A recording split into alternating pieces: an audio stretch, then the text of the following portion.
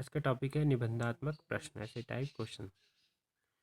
तो निबंधात्मक प्रश्नों का जो उत्तर होता है बच्चा ऐसे फॉर्म में लिखता है और अपने जो थॉट है उनको एक्सप्रेस करता है। तो जब हम क्वेश्चन बनाएंगे तो कुछ ऐसे क्वेश्चन रखते हैं: व्याख्या करना, वर्णन करना, तुलना करना, सारांश लिखना या रूपरेखा बनाना, एक्सप्लेन करने की एबिलिटी, कंपैरिजन करने की, समरी लिखने की, आउटलाइन बनाने की जो एबिलिटी है बच्चे की, वो हमें पता चलती है।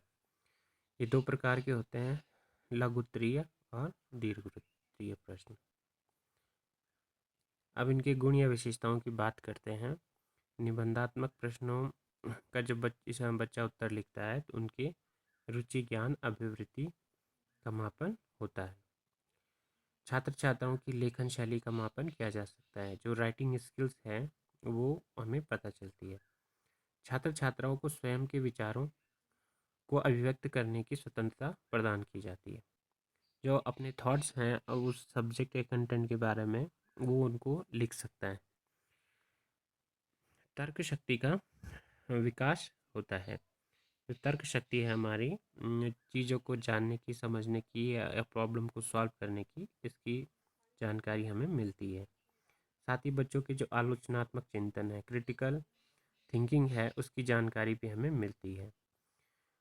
उसके बाद जो सृजनात्मक क्षमता है, यानी हर बच्चा अपने आंसर को अलग तरीके से लिखता है।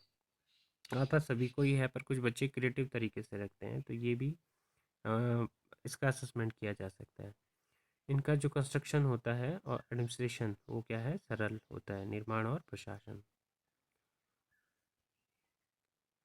आगे है अंतर्दृष्टि और दूरदृष्टि का मापन किया जा सकता है। तो जो बच्चे के जो थॉट्स हैं मस्तिष्क में, उस नॉलेज के बारे में या हमारे सब्जेक्ट के बारे में या जो स्किल हमने उसके सिखाई है उसकी जानकारी हमें मिलती है।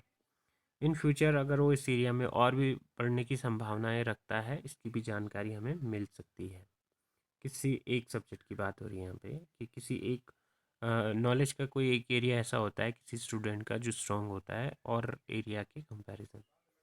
छात्र छात्राओं की व्यक्तित्व के अलग अलग जो हम राइटिंग स्किल या जब हम लिखने की शैली लिखते हैं क्वेश्चंस को, तो उसमें हमारे जो पर्सनालिटी ट्रेड्स हैं वो भी अभिव्यक्त होते हैं।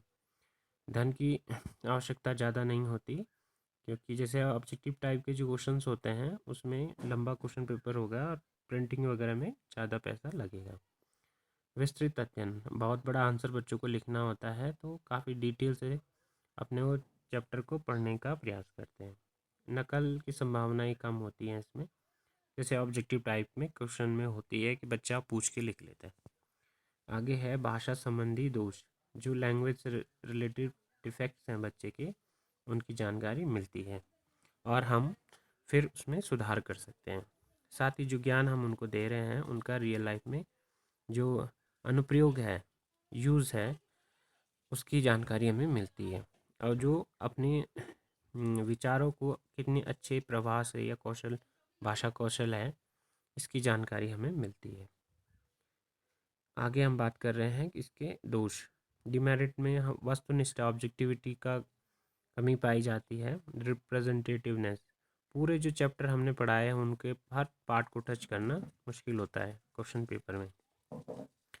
छात्र छात्राओं को इन प्रश्नों के मूल्यांकन की उचित जानकारी नहीं मिलती है। तो जो ऑब्जेक्टिव टाइप के क्वेश्चन होते हैं उनमें तो पता चल जाता है कि मैंने इतने क्वेश्चन सही किया है, इतने मार्क्स मुझे मिलने ही हैं। पर इसकी संभावना जो मूल्यांकन प्रश्न है, नहीं, जो निबंधात्मक प्रश्न हैं उनके मूल्यांकन में इसकी जो सही जानकारी है बच्चों को नहीं मिल पाती है। प्रश्न पत्रों का कठिनाई स्तर भी क्या है, ठीक नहीं हो पाता। कभी बहुत सरल और कभी बहुत कठिन क्वेश्चन पेपर बन सकता है। टीचर जब कॉपी चेक करेगा तो उसमें आत्मनिष्ठता, सब्जेक्टिविटी आती ही आती है। और वस्तुनिष्ठ प्रश्नों की तुलना में वैधता और विश्वसनीयता की कमी पाई जाती है। तो इस वीडियो में इतना ही। Thank you.